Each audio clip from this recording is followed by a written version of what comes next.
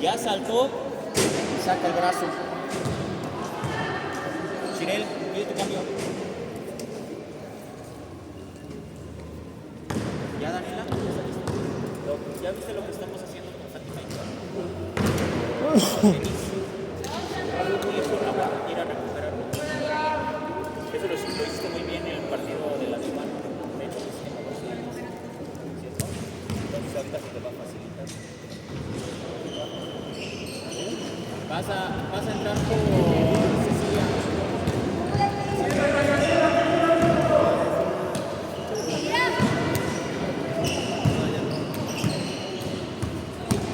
Salte de ahí.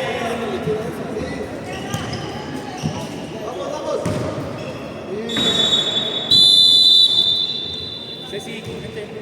Corre, Shirel. ¿Con qué ganas corres, Shirel?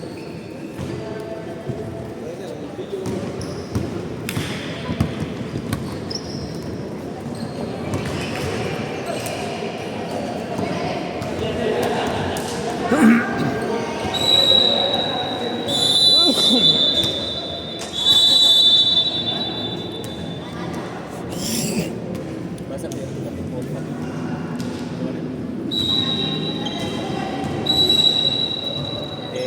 De Alan. Ahorita lo que importa es que ustedes entiendan la forma de la defensa. Entonces, ¿qué tienen que hacer? Ir a recuperar balones. Ir a la balón a la defensa y tratar de recuperar, de rodar. Ya.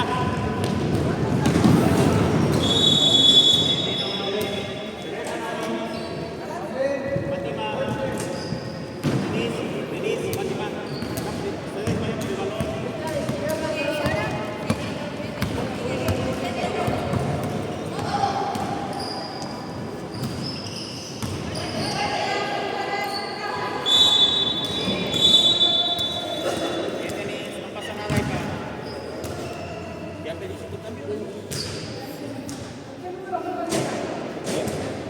Sí, me da un cambio, por favor. Remuévelo porque el tiempo sigue corriendo.